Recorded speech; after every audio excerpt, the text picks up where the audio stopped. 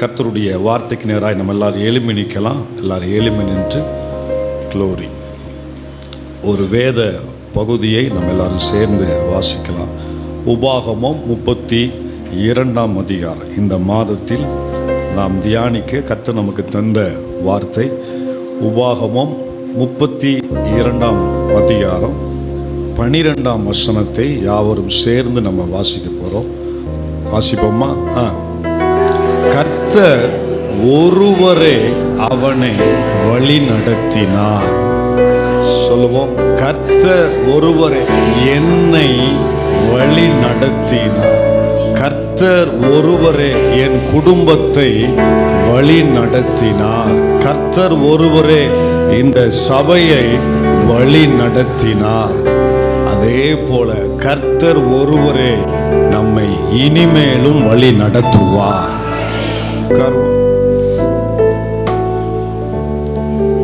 மறுபடியும் அந்த வசனத்தை வாசிக்க நம்ம கேட்கலாம். கர்த்தர் ஒருவரே அவனை நடத்தினார். அவனை நடத்தினார். அல்லேலூயா. நம்மை வழி நடத்தும் தேவன். எல்லாரும் சேர்ந்து சொல்லுவோமா? நம்மை வழி நடத்தும் தேவன். ஊழியத்தினுடைய நிறைவு நேரத்தில் மோசேயின் மூலம் கர்த்தர் இஸ்ரவேல் ஜனங்களோடு பேசினார். இந்த உபாகமம் புஸ்தகம் இந்த கானான் பிரயாணத்தில் ஆரம்பித்த முதிர்ந்த வயோதிபமான ஆட்களுக்கு எழுதப்பட்டது அல்ல. எகிப்திலிருந்து புறப்பட்ட எல்லாருக்கும் என்ன சம்பவித்தது என்று அவர்களுக்கு தெரியும். ஆனால் வனாந்திரத்தில் பிறந்து வளர்ந்த இளம் தலைமுறைகளுக்கு என்ன நடந்ததுன்னு தெரியாது.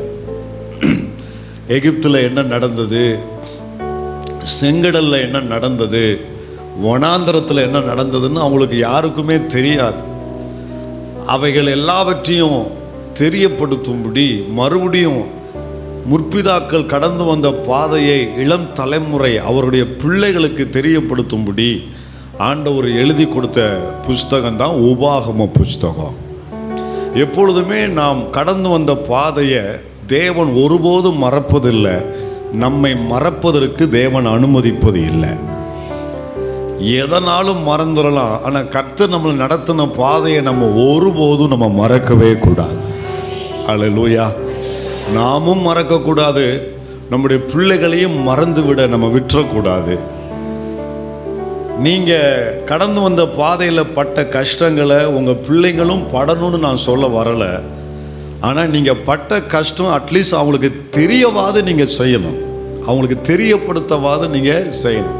நீங்கள் வந்த பாதையில் என்னென்னலாம் உங்களுக்கு சம்பவித்தது, எதெல்லாம் உங்களுக்கு நேர்ந்தது, நீங்கள் எப்படிப்பட்ட பாதையை நீங்கள் கடந்து வந்தீங்க, இதே மாதிரி நீயும் கஷ்டப்படணும்னு நம்ம பிள்ளைகள் நம்ம சொல்ல வேண்டாம். ஆனால் நம்ம இந்த பாதையில் வந்திருக்கோங்கிற பிள்ளைகளுக்கு அதை நம்ம சொல்லி கொடுக்க தவறவே கூடாது. ஒரு 100 ரூபா காசு இதை சம்பாதிக்கிறதுக்கு நான் எவ்வளோ கஷ்டப்பட்டேன்னு தெரியுமாடா, அதை மாதிரி நீயும் கஷ்டப்படுறான்னு நம்ம அந்த மாதிரி அவனை கொடுமைப்படுத்த வேண்டாம். ஆனால் இந்த காசு வர்றதுக்கு நான் எவ்வளோ கஷ்டப்பட்டேங்கிறது அவனுக்கு தெரியப்படுத்துவது நம்முடைய கடமை. ஸோ நம்ம பாதைகளை தேவன் ஒருபோதும் மறக்க அவர் அனுமதிப்பது இல்லை. எப்படிப்பட்ட அவங்க அனுபவத்தில் வந்தாங்க அப்படிங்கிறத சொல்லுவதற்காக ஆதியாகமோ, யாத்திராகமோ, லேவியராகமோ, எண்ணாகமோ ஆகிய 4 புஸ்தகத்திற்கும் உபயோகமாக இருக்கும்படி எழுதப்பட்ட ஆகமம் தான் உபாகமம். அதனால தான் அதற்கு பேரே என்ன புஸ்தகம் சொல்லப்பட்டிருக்கிறது? உபாகமம். 4 புஸ்தகங்களுக்கும் உபயோகமாக இருக்கக்கூடிய ஆகமம் தான் உபாகமம்.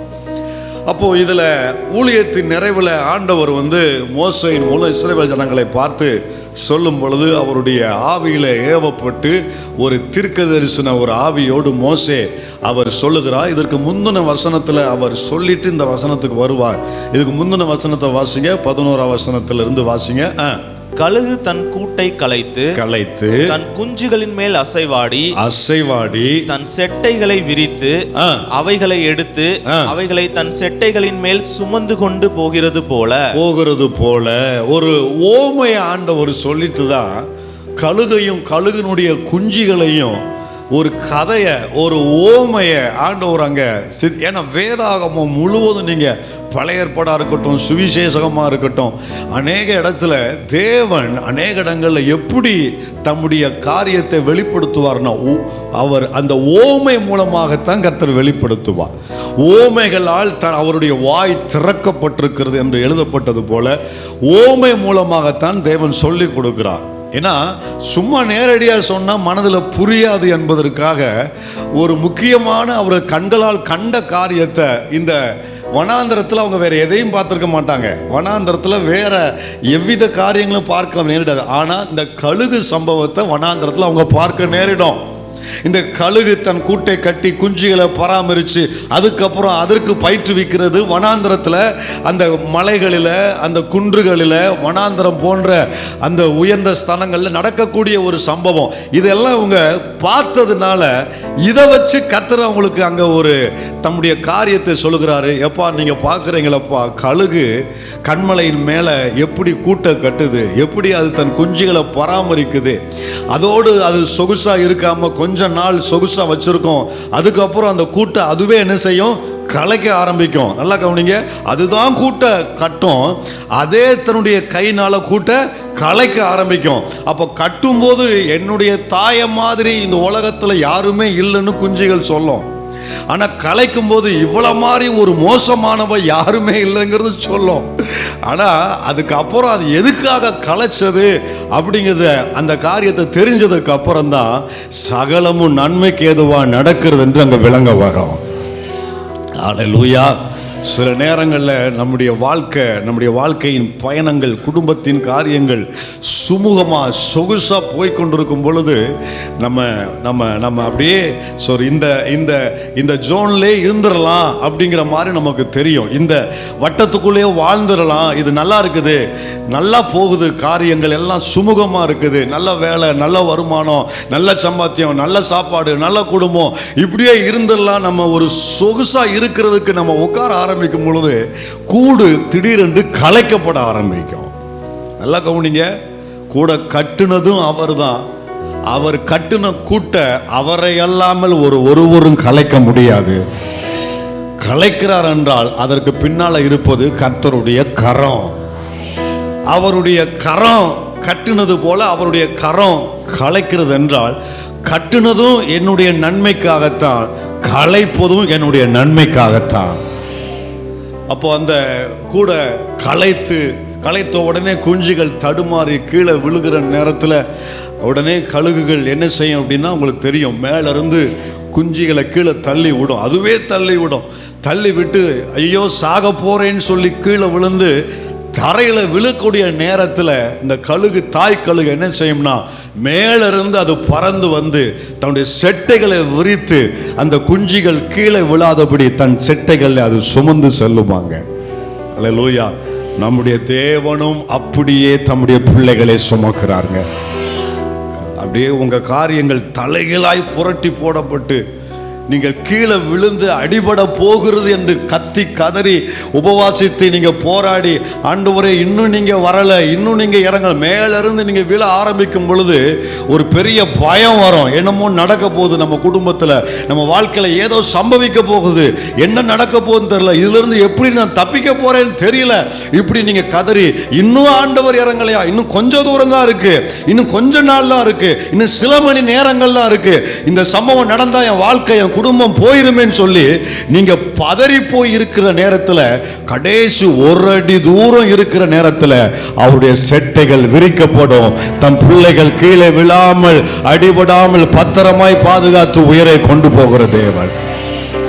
அல்லேலூயா. இந்த காலை நேரத்தில் யாருடைய வாழ்க்கையெல்லாம் இதே போல கலைக்கப்பட்ட நிலைமையில, குடும்பமோ பொருளாதார விஷயமோ எந்த விஷயங்களில் நீங்கள் இனிமே எனக்கு பெரிய அடி விழப்போகிறது, எழும்ப முடியாத அளவுக்கு எனக்கு ஒரு சேதம் வரப்போகிறது என்று யாரெல்லாம் நினைத்து கொண்டிருக்கிறீர்களோ, சரியான நேரத்தில் செட்டைகளை விரித்து உங்களை சுமந்து மேலே கொண்டு போக தேவனாகிய கர்த்தர் போதுமானவராக இருக்கிறாரு. விரும்புகிற அத்தனை பேர் ஒரு சின்ன ஜெபம் பண்ணுங்க இந்த காலை நேரத்தில். ஆண்டவரே, என் வாழ்க்கையில நான் பயந்து கொண்டிருக்கிற சில காரியம் உண்டு, நான் பதறி கொண்டிருக்கிற சில சம்பவங்கள் உண்டு, என் காரியங்கள் எல்லாம் கலைக்கப்பட்டிருக்கிறது, இது என்ன நடக்குமோ, இனி என்ன சம்பவிக்கும் என்று பயந்து கொண்டிருக்கிறேன். இந்த இருதயத்தில் இப்பொழுது நீங்க விதைக்கிற இந்த சத்திய வார்த்தைகளுக்காக உமக்கு ஸ்தோத்திரம். நான் விசுவாசித்து அறிக்கை எடுக்கிறேன், நான் கீழே விழுவது இல்லை. என்னை சுமக்கிற என் தேவனுடைய சட்டைகள் உண்டு, என்னை மேலே தூக்கி எடுக்கிற என் ஆண்டவருடைய கரம் உண்டு. ஹல்லேலூயா. சரியான நேரத்தில் அவருடைய சட்டைகள் உங்களுக்கு விரிக்கப்படும். உங்களை தூக்கி வெளியே கொண்டு வர இந்த தேவன் வல்லவரா இருக்கிறாருங்க. எத்தனை பேர் நம்புறீங்க?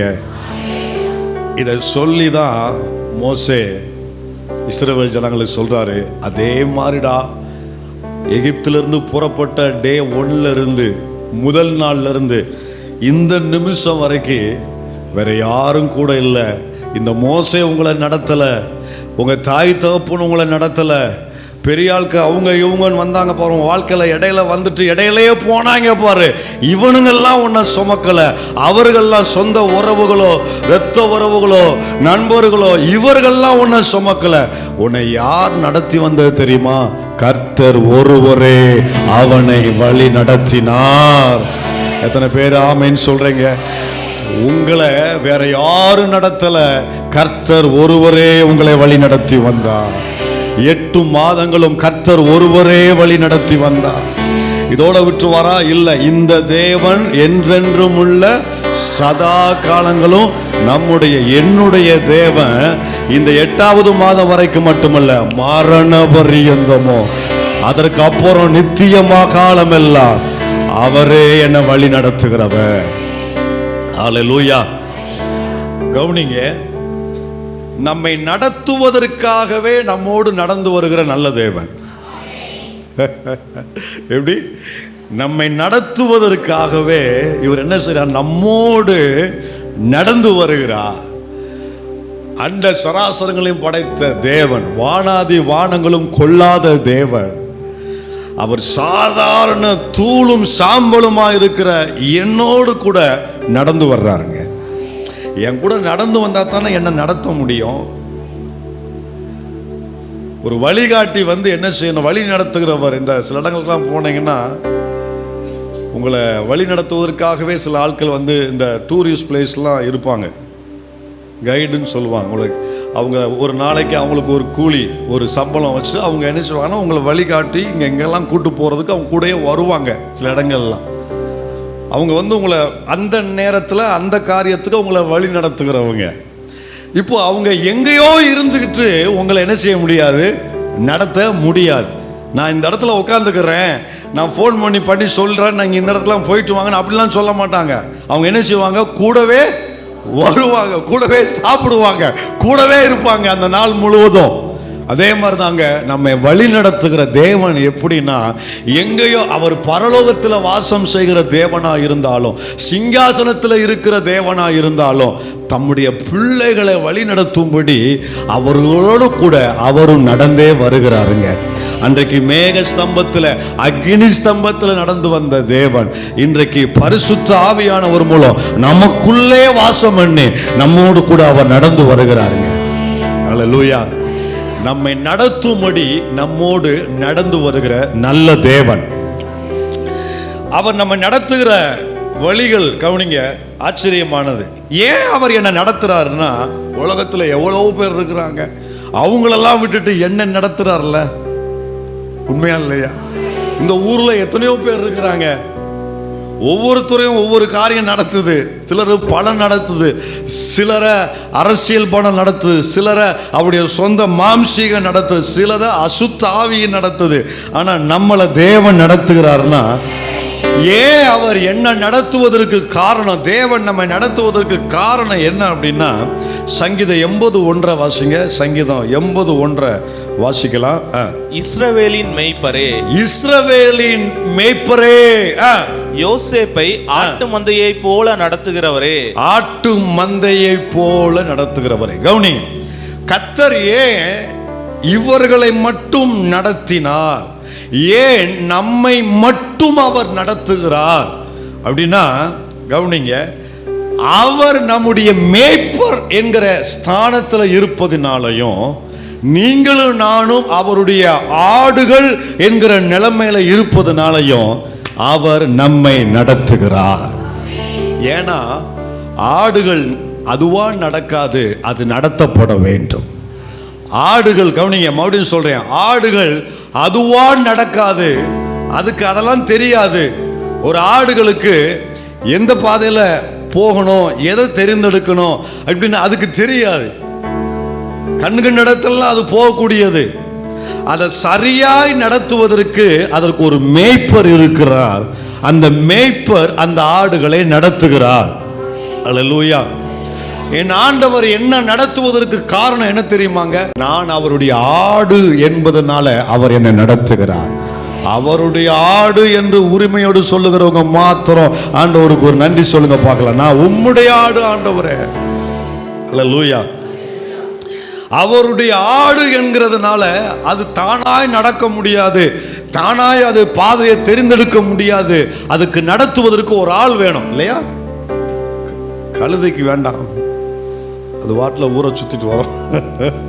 ஆனா ஆடுக்கு என்ன செய்யணும்?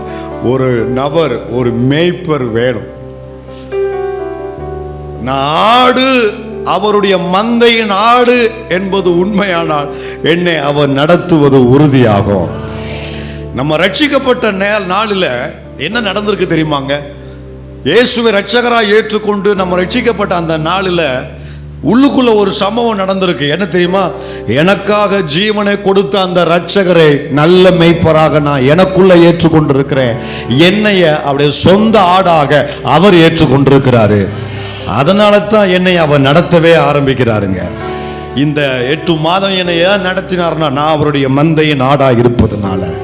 அதனால தான் என்னை இந்த வழியில இதுல போகாத, இதை சாப்பிடாத என்னை கண்டித்து உணர்த்தி சரியாய் நடத்துவதற்கு காரணம் ஆண்டவரே, என்னை நடத்தினதுல நான் அறிந்து கொள்கிறேன், என்ன உம்முடைய மந்தையின் ஆடாக நீர் எண்ணுவதற்காக ஸ்தோத்திரம்பா. அல்லேலூயா. நான் உம்முடைய ஆடு என்பதனால நீங்க என்னை நடத்துவதற்காக உமக்கு ஸ்தோத்திரம்பா. கவனிங்க, ஆண்டவர் இந்த மறுபடியும் இந்த உபாகமம் இந்த வசனத்துக்கு வரும் பொழுது முதல் அதிகாரத்தில் இன்னும் ஒரு வார்த்தையா மோசே சொல்லுவார். உபாகம் 1:31 வாசிங்க. உபாகமம் 1:31 வாசிங்க. ஒரு மனிதன் தன் பிள்ளையை சுமந்து கொண்டு போவது போல, பிள்ளையை சுமந்து கொண்டு போவது போல நீங்கள் இவ்விடத்திற்கு வருகிற வரைக்கும் நடந்து வந்த வழிகள் எல்லாவற்றிலும் உங்கள் தேவனாகிய கர்த்தர் உங்களை சுமந்து கொண்டு வந்ததை கண்டீர்களே. கண்டீங்களா? நீங்க எல்லாரும் எத்தனை பேர் கண்டீங்க, அனுபவிச்சீங்க? சுமந்து கொண்டு வந்தாரா? தோளிலே சுமந்தாரா? நான் சொல்லுவேங்க, ஒரு நிமிடம் கூட என்னை தோளில் விட்டு அவர் இறக்கவே இல்லை. எப்படி பாச சொல்றீங்க அப்படின்னு கேட்டீங்கன்னா, உங்க வாழ்க்கையில புயல்கள் வந்துச்சா? கடும் புயல்கள்லாம் வந்துச்சா? கொடூரமான சீரல்கள்லாம் வந்துச்சா? பெரிய பெரிய அலைகள்லாம் வந்துச்சா? பெரிய பெரிய அக்கினிக்குள்ள நீங்க போயிட்டு வந்தீங்களா? இதெல்லாம் நீங்க போயிட்டு வெளியில வந்திருக்கிறீங்க அப்படின்னா இதுவே அடையாளம். நீங்க நடந்து வரல, அவர் உங்களை நடத்தி வந்தா, தோளில வச்சு நடத்தி வந்தா. அல்லேலூயா. அதுல ஒரு வார்த்தை சொல்லப்பட்டிருக்குது. அந்த இடையில என்ன சொல்லப்பட்டிருக்கு அவனிங்க? நீங்கள் இவ்விடத்திற்கு வருகிற வரைக்கும் நடந்து வந்த வழி அப்படின்னு சொல்லப்படல. அது எப்படி சொல்லப்பட்டிருக்கு? வழிகள் எல்லாவற்றிலும். அப்படிதானே இருக்கு பைபிள்ல. வழிகள் எல்லாவற்றிலும் அப்படின்னா என்ன புரியுது? நான் ரட்சிக்கப்பட்ட அந்த முதல் நாள்ல என்னுடைய பிரயாணம் ஆரம்பமாகிறது. கர்த்தருக்குள்ளான விசுவாச ஓட்டத்தின் பிரயாணம், இயேசு கிறிஸ்துவுக்குள்ளான அந்த ஓட்ட பந்தயத்தினுடைய பிரயாணம் என்னைக்கு ஆரம்பமாகுதுங்க? ரட்சிக்கப்பட்ட முதல் நாள்ல அன்னைக்கு ஆரம்பமாகுது. என்னைக்கு இது நிறைவடைகிறது தெரியுமா? இயேசு கிறிஸ்துவுடைய வருகை நாள்ல அது நிறைவடைகிறது. ஒன்று அவர் என்னை எடுக்கிற நேரமோ அல்லது அவர் வருகிற நேரமோ அன்றைக்கு தான் இது நிறைவடைகிறது. அதற்கு இடைப்பட்ட காலம் எத்தனை காலம் என்று யாராலையும் சொல்ல முடியாது. எனக்கு ஒரு குறிப்பிட்ட காலம், உங்கள் ஒவ்வொருவருக்கும் ஒரு குறிப்பிட்ட காலம். இப்படிப்பட்ட இந்த இடைப்பட்ட காலங்களில நம்மை தேவன் பல வழிகளிலே நடத்துகிறார். கவனிங்க, பல வழிகளிலே, ஒவ்வொரு நேரமும் ஒவ்வொரு விதமான பாதைகளிலே நம்மை நடத்துகிறார். நீங்க நல்லா யோசித்து பார்த்தீங்கன்னா, நீங்க ரட்சிக்கப்பட்ட நாள் இந்த நாள் வரைக்கும் ஆரம்பத்தில் நீங்க போன பாதைகள் உங்களுக்கு ஞாபகம் இருக்கா? நீங்க எந்த பாதையில போனீங்க உங்களுக்கு ஞாபகம் இருக்கா? அந்த பாதையில் நேரிட்ட சம்பவம் இன்னைக்கு நேரிடாமல் இருக்கலாம், ஆனா இன்னைக்கு வேறு விதமான பாதை. உதாரணமா சொல்றேன், அன்னைக்கு வேறு விதமான கஷ்டம் இருந்துச்சு, அந்த கஷ்டம் இன்னைக்கு இல்லாம இருக்கலாம், ஆனா இன்னைக்கு அதை விட வேற விதமான கஷ்டம் இருக்கும். அப்படின்னா ஒவ்வொரு காலகட்டங்களிலும் கர்த்தர் தாம் நடத்துகிற தம்முடைய பிள்ளைகளை வெவ்வேறு பாதைகளிலே நடத்துகிறார். ஒரே ஒரு பாதையில மட்டும் அப்படி கூட்டு போயிட்டு கூட்டு வர்றதில்ல, பலவிதமான பாதைகள் உண்டு. அதுல சுருக்கமா தேவன் நம்மை நடத்துகிற 3 விதமான பாதைகள் உண்டு. ஏசாயா 42:16. ஏசாயா 42:16. குருடரை அவர்கள் அறியாத வழியிலே நடத்தி அவர்களுக்கு தெரியாத பாதைகளில் அவர்களை அழைத்து கொண்டு வந்து அவர்களுக்கு முன்பாக இருளை வெளிச்சமும் கோணலை செவ்வையும் ஆக்குவேன். இந்த காரியங்களை நான் அவர்களுக்கு செய்து அவர்களை கைவிடாதிருப்பேன். அல்லேலூயா. தேவன் நம்மை நடத்துகிற 3 விதமான பாதைகள். அதுல முதல் பாதை என்னன்னா, இந்த வசனத்துல சொல்லும் பொழுது கவனிங்க, குருடரை, இவங்க யாருங்க? இவங்களை கேட்கிறேன், உங்களை கேட்கல, அதெல்லாம் தைரியமா சொல்லுங்க. இவங்க யாரு? இங்க சொல்லப்பட்ட ஜனங்கள் யாரு? ஒரு காலத்துல நம்மளும் அப்படித்தான் இருந்தோம். அவர்களை ஆண்டவர் எப்படி நடத்தினார்னா, அறியாத வழியில் நடத்தி, அதுக்கு அடுத்து 2வது வார்த்தை தான் இப்போ நான் உங்களுக்கு சொல்ல போற காரியம். அவர்களுக்கு தெரியாத பாதைகளில். சொல்லுங்க, எந்த பாதை? இன்னொரு முறை சொல்லுங்க, எந்த பாதை? கர்த்தர் நம்மை நடத்துகிற பாதைகளில் முதல் பாதை தெரியாத பாதை. ஆமென் சொல்லுங்க பார்க்கலாம். இவர்கள் குருடர், ஏற்கனவே இவர்கள் குருடர் இல்லையா? ஆனா அந்த குருடர் எந்த பாதை நடத்துறாருங்க? தெரியாத பாதை நடத்துறார். நான் சொல்லட்டுமாங்க, நம்முடைய வாழ்நாட்கள்ல கடந்த காலங்களில் நம்ம யோசித்து பார்த்தா நம்மளும் பார்வையற்றவர்கள் போலத்தான் அநேக நாட்கள் நம்ம இருந்தோம். எங்க போகுது நமக்கு தெரியாது, எங்கிருந்து ஒரு காரியத்தை ஆரம்பிக்கும் நமக்கு தெரியாது, இது சில நேரங்களில் என்ன செய்யனே நமக்கு தெரியாது. இதுதான் ஒரு குருடரை போல ஒரு அனுபவம். இப்படிப்பட்ட நாட்களில் குருடரை போல எங்க போக, என்ன செய்ய, என்ன பண்ண, எங்கிருந்து இந்த காரியத்தை ஆரம்பிக்க, யாரை வச்சு துவங்க, எதுவுமே தெரியாத நேரம் நம்முடைய வாழ்க்கையில இருந்தது உண்டுதான். ஆனா அந்த நேரங்களில் நம்மை நடத்தின தேவன் இவர் அல்லவா? அல்லேலூயா. கவனிங்க, தெரியாத பாதை அப்படின்னா இதோடைய அர்த்தம் என்ன தெரியுமாங்க? இதுவரை அந்த பாதையில நடந்ததே இல்லை, அதுதான் தெரியாத பாதை. இதுவரை இந்த பாதையில நான் நடந்ததே, நான் கேள்விப்பட்டிருக்கிறேன். இந்த மாதிரி காரியம், இந்த மாதிரி சம்பவம், இந்த மாதிரி காரியங்கள்லாம் கேள்விப்பட்டிருக்கிறேன். இந்த ஊருக்கு போற வழியில இப்படி எல்லாம் இத்தனை பாலம் இருக்குது, இத்தனை ஸ்பீடு பிரேக் இருக்குது, இத்தனை பள்ளம் இருக்கு, கேள்விப்பட்டிருக்கிறேன். ஆனா அதுல நான் போனதில்லை, அது எனக்கு தெரியாது. ஜஸ்ட் நான் கேள்விப்பட்டிருக்கேன், அவ்வளவுதான். நான் அது கூடாக போனது இல்லை, எனக்கு அது எப்படி இருக்குன்னு எனக்கு தெரியாது. இதுக்கு அர்த்தம் தான், இதுக்கு பேர் தாங்க தெரியாத பாதை. நல்லா கவனிங்க. ஆனா இது யாரை நடத்துகிறார்?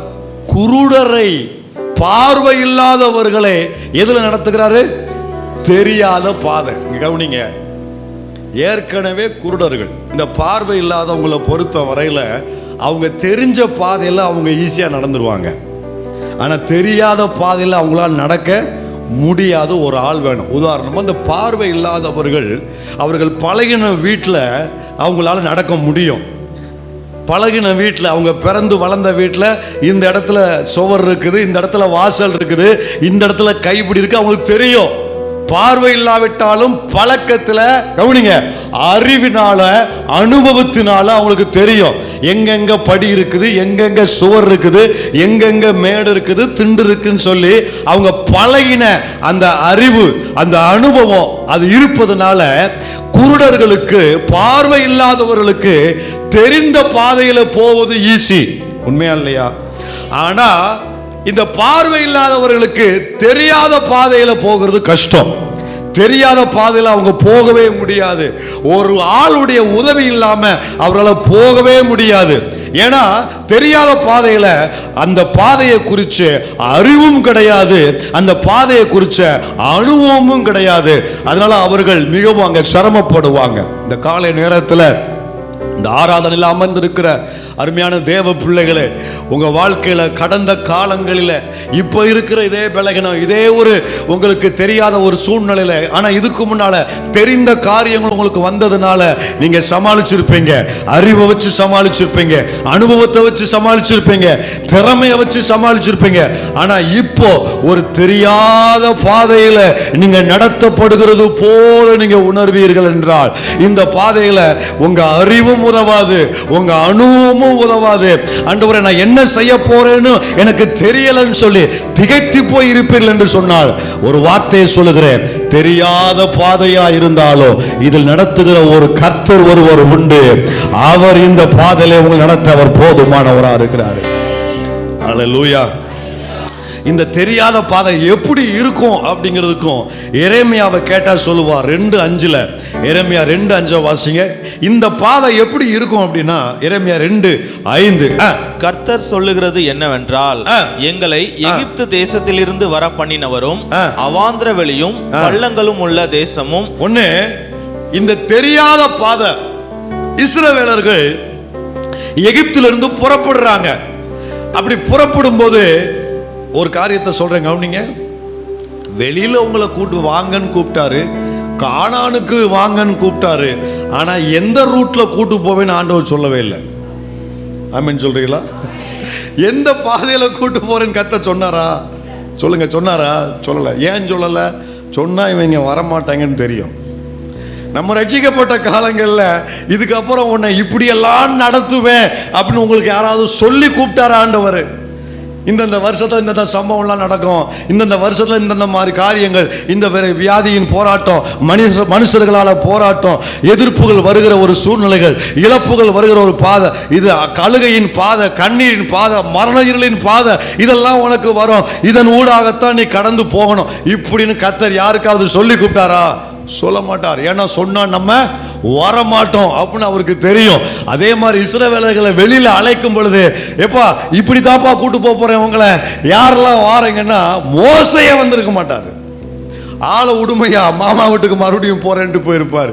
யாருமே வந்திருக்க மாட்டாங்க. உங்களை கானானுக்கு கூட்டு போறேன்னு சொன்னாரே தவிர எந்த பாதையில கூட்டு போறேன்னு ஆண்டவர் சொல்லல. அல்லேலூயா. அதே மாதிரி எத்தனை வருஷமா நான் உங்களை நடத்து கூட்டு போவேன்னு சொல்லல, எந்த பாதைன்னு சொல்லல, எத்தனை வருஷம்னு சொல்லல. ஏன்னா நம்ம இருதயத்தை அறிந்த தேவன் எதை சொன்னா நம்ம தைரியமா அவர் பின்னால வருவோமோ அதை மட்டுமே சொல்லி கூப்பிடுவாரு. அதுக்காக சொல்லி கூப்பிட்டு ஏமாத்துகிற தேவன் அல்ல. வாக்குரைத்த தேவன், வாக்கு மாறாதவர், ஏமாற்றாதவர், பொய் சொல்லாதவர், தவறு செய்யாதவர், அழைத்தவர், உண்மை உள்ளவர், முடிவு பரிந்தும் அப்படியே நடத்துவார். அல்லேலூயா. அப்போ இவங்களை கூப்பிட்டுட்டு வெளியில வந்ததுக்கு அப்புறம் தான் சொல்றாரு இந்த பாதை எப்படி இருக்கும்னா, அதுல பாருங்க எரேமியா 2:5 ஒண்ணு, அவாந்திர வெளி. கவனிங்க, அப்படின்னா பாலைவனம். ஏற்கனவே இவங்க குருடர்கள், இது தெரியாத பாதை, பாலைவனம், வனாந்திரம். கேள்விப்பட்டாங்க எகிப்துல இருக்கும் பொழுது, எகிப்தை தாண்டி வெளியே போனாலே ஒரே வனாந்திரம் தான் அப்படின்னு கேள்விப்பட்டாங்களே தவிர யாருமே எகிப்தை விட்டு வெளியே வந்து வனாந்திரம் எப்படி இருக்குன்னு பார்க்கல, கண்ணால கூட பார்க்கல. அப்படின்னா இந்த பாதை, இஸ்ரவேலர்கள் எகிப்திலிருந்து வெளியே வந்தாங்களே, அவங்க 40 வருஷம் நடந்தாங்களே, இந்த பாதை என்ன பாதை தெரியுமா அவங்களுக்கு? தெரியாத பாதை. இந்த தெரியாத பாதை அவங்களுக்கு எப்படி இருந்தது தெரியுமா? அவாந்திர வெளி, வனாந்தரம். அப்படின்னா என்ன அர்த்தம்? அந்த பாதையில எந்த உதவியுமே நமக்கு வராது. நான் சொல்றேங்க, சில இந்த மாதிரி பாதையில, தெரியாத இந்த மாதிரி பாதையில உங்களுக்கு எந்த உதவியுமே வராது. ஆனா ஒன்னு சொல்லட்டுமா, 4 திசைகளில் இருந்து தான் எந்த உதவியும் வராது. எனக்கு ஒரு திசை உண்டு, மேல வானத்தின் திசை, பரத்தின் திசை, ஒத்தாசை வரும் பர்வதம்.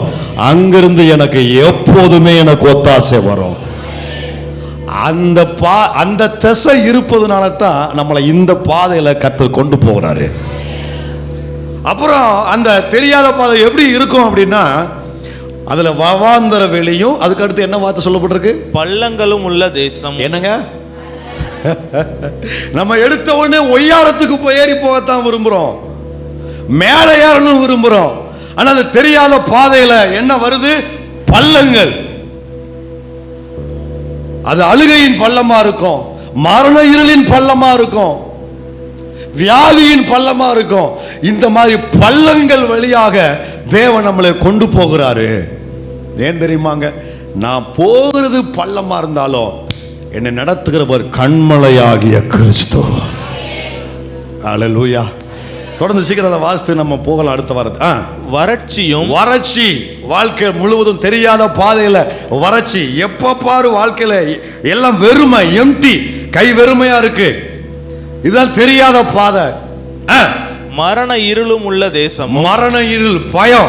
எப்போ என்ன நடக்கும்னு தெரியாது, எப்போ யார் தாக்குவாங்கன்னு தெரியாது, எப்போ என்ன சம்பவிக்குன்னு தெரியாது.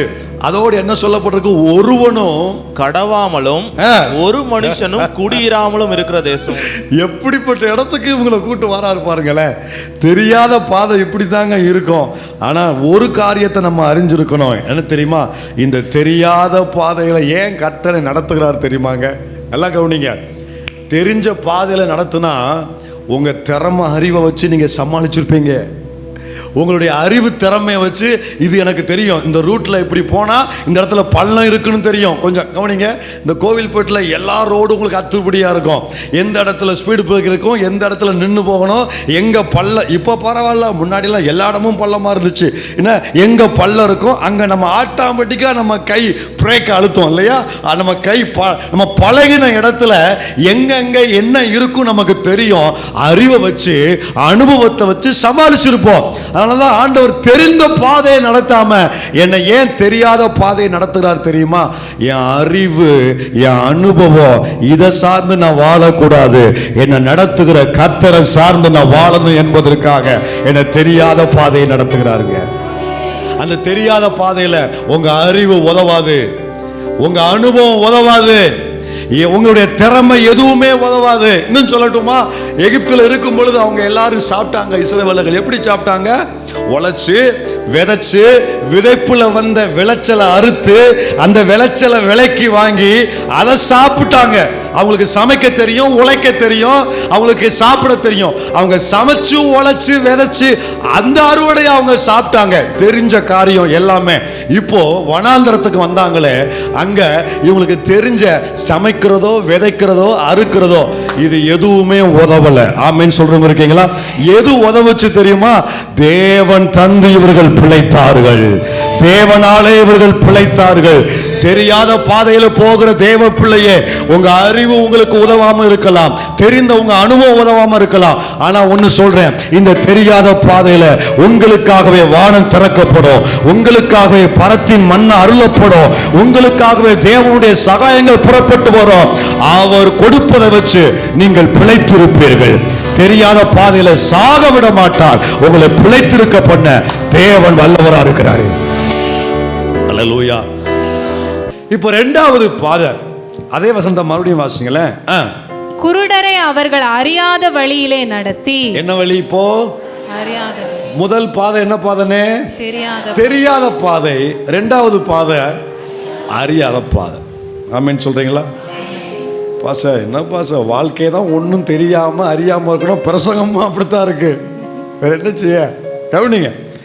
தெரியாத பாதை அப்படின்னா ரெண்டுக்கு என்ன வித்தியாசம்னு சொல்றேன். தெரியாத பாதைன்னா கேள்விப்பட்டு இருப்பாங்க, ஆனா அந்த வழியை இவங்க போயிருக்க மாட்டாங்க. சரியா? அந்த வழியை இவங்க போயிருக்க மாட்டாங்க. அதுதான் தெரியாத பாதை. இந்த பாதையில் இப்படி போனால் இப்படிலாம் இருக்கு, இந்த மாதிரி பள்ளம், இந்த மாதிரி ரோடு டேமேஜ், இந்த மாதிரி ரோடு மேலே கேள்விப்பட்டோம். மேடு இருக்கு, பள்ளம் இருக்கு, வால்பாறைக்கு போனால் 45 பெண்டு இருக்குன்னு சொல்றாங்க, கேள்விப்பட்டிருக்கோம். ஆனால் நாங்கள் போனது இல்லைன்னு சொல்லுவாங்க. பார்த்தீங்களா? இதுக்கு பேர் தான் தெரியாத பாதை. முதல்ல நம்ம தியானிச்சது. ஆனா இப்போ இங்க சொல்லப்பட்டிருக்குது அறியாத பாதையில நடத்தி. அறியாத பாதைன்னா கேள்வியே படலங்க, கேள்வியே படல. கேள்விப்பட்டாவது கொஞ்சமாவது அந்த அந்த அதை குறித்து நமக்கு ஒரு நாலேஜ் இருக்கும். ஆனால் அறியாத பாதை என்பது என்ன தெரியுமாங்க?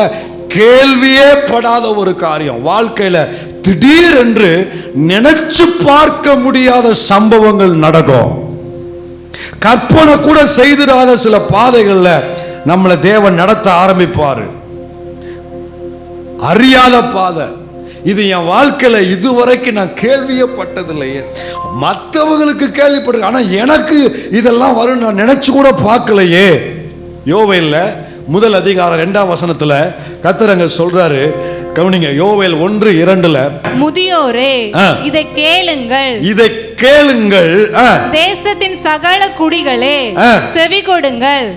உங்கள் நாட்களிலாவது உங்கள் பிதாக்களின் நாட்களிலாவது இப்படிப்பட்டது சம்பவித்தது உண்டா? நீங்க கேள்வியே படாத காரியம் உங்க வாழ்க்கையில் நடக்கு. இஸ்ரவேலர்களை குறித்து அவங்க கானானுக்குள்ள வந்ததுக்கு அப்புறம் அவங்களுக்கு நடந்த சம்பவம் ஏகப்பட்ட இழப்புகள், சிறையிருப்புகள், நஷ்டங்கள், சேதங்கள், அவமானங்கள். இதெல்லாம் இப்படிப்பட்ட காரியம் எங்கேயாவது நடந்திருக்காப்பான்னு கேட்கிறாரு. எங்கேயுமே நடக்கல.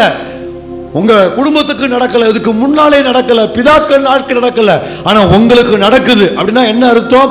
கேள்விப்படாத, அறியாத, கற்பனை கூட செய்திராத ஒரு பாதையில இப்ப அவங்க போறாங்க. காலை நேரத்தில் இந்த ஆராதனையில் இருக்கிற தேவ பிள்ளைகளே, ஒரு காலத்தில் நீங்க கேள்விப்பட்ட பாதையில, அறிஞ்ச பாதையில நீங்க போய் வந்திருப்பீங்க. அதுக்கப்புறம் கேள்விப்பட்டு நீங்க போகாத, தெரியாத பாதையில போய் வந்திருப்பீங்க.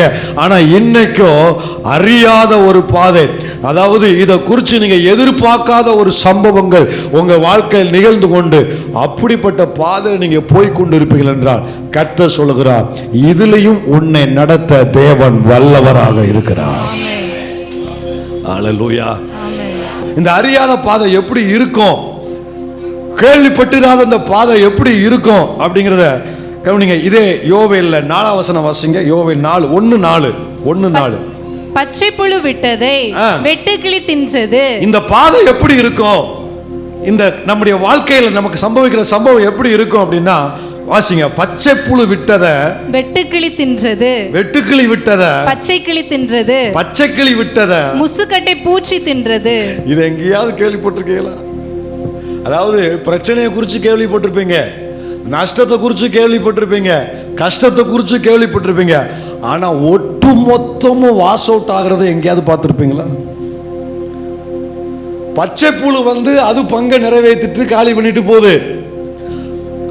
அதுக்கப்புறம் முடியல உடனே அதுக்கப்புறம் அது விட்டதை வெட்டுக்கிளி வருது, அது பங்கை நிறைவேற்றி மீறி உள்ளதை அதுக்கு அழிச்சிட்டு போயிருது. அது விட்டதை அடுத்து யார் வராங்க? பச்சை கிளி வராங்க. முதல்ல பச்சை புழு வந்துச்சு, இப்ப எது வருது? பச்சை கிளி வருது. அது விட்டதை அடுத்து யார் வராங்க?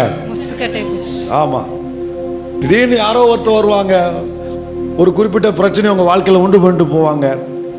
அடுத்து இன்னொரு ஆள் சம்மதமெல்லாம் வருவாங்க, அவங்க காவாசியை நிறைவேற்றிட்டு போனா இவங்க மீதி ஒரு அரைவாசி இவங்க இன்னொரு பிரச்சனையை உண்டு பண்ணிட்டு போவாங்க. அடுத்து இன்னொரு ஆள் இன்னொரு பிரச்சனையை உண்டு பண்ணிட்டு போவாங்க. ஆளாளுக்கு பங்கை நிறைவேற்றிட்டு கடைசியில் ஒண்ணுமே இல்லாம உட்கார்ந்துருப்பாங்க. பாருங்க, கொரோனா வந்துச்சு, அதுல பாதி தொழில் வருமானங்கள்லாம் பாதிக்கப்பட்டுச்சு. அதுக்கப்புறம் மனுஷர்கள் காரியங்கள் அவர்களுடைய செய்த துரோகத்தினால மீதி உள்ள காரியங்கள் அழிக்கப்பட்டுச்சு. அதுக்கப்புறம் நம்முடைய ஆட்களாலவே மீதி உள்ள காரியம் அழிக்கப்பட்டுச்சு. இப்படி ஒன்றன் பின் ஒன்றாக வாழ்க்கையில அடுத்தடுத்து பாதிப்புக்குள்ளாகி கடைசியில் ஒட்டு மொத்தமும் உங்க வாழ்க்கையை விட்டு போகி வெறுமையா நீங்க இருப்பீங்கன்னா இதுக்கு பேர் தான் அறியாத ஒரு பாதை. ஆனா ஒன்னு சொல்றேங்க, இந்த அறியாத பாதையில நீங்க ஆராதிக்கிற ஒரு ஆண்டவர் கூட இருக்கிறாரு.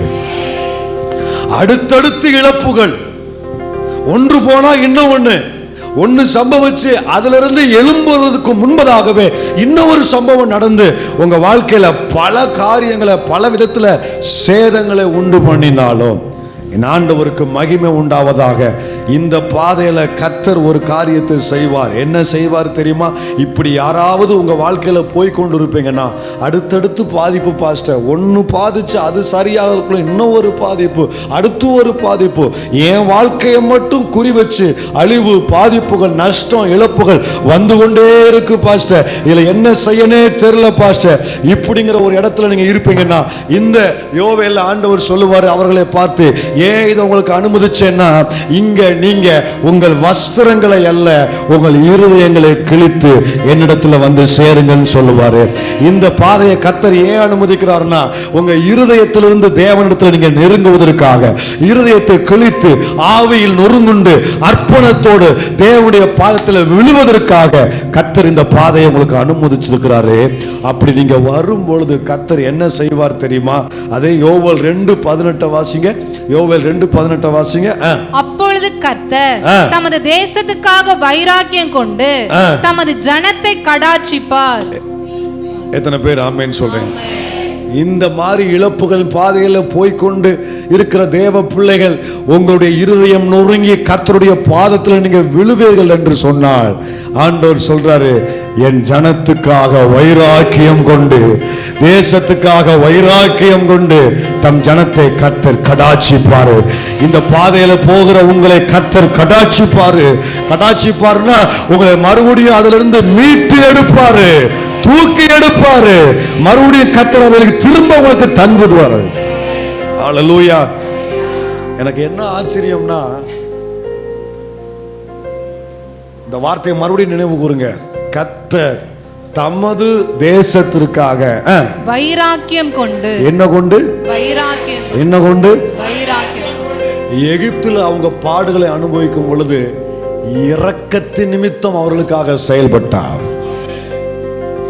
வனாந்திரத்திலையும் அவர்கள் மேல உள்ள தயவு நிமித்தம் அவர்களுக்காக செயல்பட்டார். ஆனா இங்க இரக்கத்தின் நிமித்தம் சொல்லப்படல, தயவு நிமித்தம் சொல்லப்படல, அவர்கள் மேல் உள்ள வைராக்கியத்தின் நிமித்தம் தேவன் அவர்களுக்கு இரக்கம் செய்தார். வைராக்கியத்தின் நிமித்தம் செயல்படுவார்கள். இந்த பாதையில போகிற உங்களுக்காக கர்த்தர் வைராக்கியம் கொண்டு வைராக்கியம் கொண்டா என்ன அர்த்தம் தெரியுமாங்க? வைராக்கியம் கொண்டுனா உங்கள் காரியத்துல வெற்றி காணும் மட்டும் தேவன் விடுவது இல்லை. நீங்கள் மறுபடியும் நிமிர்ந்து நிற்கும் மட்டும் தேவன் விடுவதில்லை. நீங்க பழைய நிலைமைக்கு திரும்பி வரும் மட்டும் அந்த யுத்தத்தில் தேவன் பின்வாங்குவது இல்லை. தேவன் உங்களை விட்டு விடுவது இல்லை. ஒரு பூரண வெற்றி வரும் மட்டும் தேவன் செயல்பட்டு கொண்டே இருப்பார். அதுதான் வைராக்கியம் கொண்டு கர்த்தர் தம் ஜனத்துக்கு அதை செய்வார். எத்தனை பேர் நம்புறீங்க? எத்தனை பேர் விசுவாசிக்கிறீங்க? ஹல்லேலூயா. முடிவா சொல்றேன், என்னிடத்துல ஆண்டவர் எதிர்பார்க்கிற ஒரு கண்டிஷன் உண்டு. என்ன தெரியுமா? இந்த மாதிரி பாதைகளில் எல்லாம் தேவன் என்னோடு இருந்து என்னை நடத்த வேண்டும் என்றால் நான் செய்ய வேண்டிய ஒரு காரியம் உண்டு. சங்கீதம் 37:5 வாசிங்க. சங்கீதம் 37:5. உன் வழியை கர்த்தருக்கு ஒப்புவித்து அவர் மேல் நம்பிக்கையா இரு, அவரே காரியத்தை வாய்க்க பண்ணுவார். தேவன் என்னை வழி நடத்த வேண்டும் என்று யாரெல்லாம் விரும்புகிறீர்களோ அவர்கள் அத்தனை பேரிடத்திலும் தேவன் ஒன்றை எதிர்பார்க்கிறார்.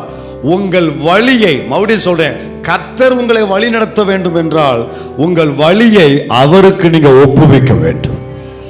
அவருக்கு யாரெல்லாம் தங்கள் வழியை, ஆண்டவரே என் வாழ்க்கையின் சகல காரியங்களையும் உம்மிடத்துல ஒப்பு கொடுக்கிறேன்ப்பா, நானா எதையும் யோசிக்கல, நானா எந்த முயற்சியும் எடுக்கல, நானா எந்த அசைவும் நான் பண்ணல, உம்மிடத்துல ஒப்பு கொடுக்கிறேன்ப்பான்னு யாரெல்லாம் உங்கள் வழியை அவருக்கு ஒப்பு கொடுக்கிறீர்களோ அவர்களை அவர் வழி நடத்த உண்மையுள்ளவராக இருக்கிறாரு.